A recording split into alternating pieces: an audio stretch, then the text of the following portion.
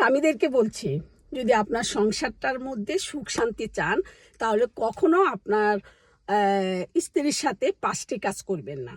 1 number হলো আপনার স্ত্রীকে বেশি শাসন করবেন না।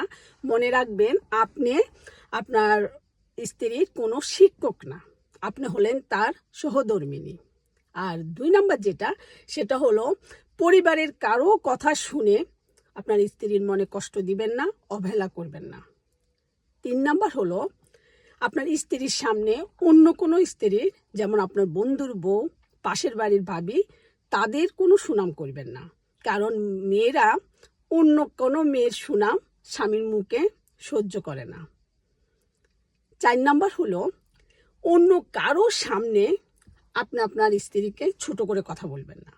যদি বা দেখেন আপনার স্ত্রী কোনো অন্যায় করে ফেলছে, তাকে একা সুন্দর করে বুঝিয়ে বলবেন। 5 নাম্বার হলো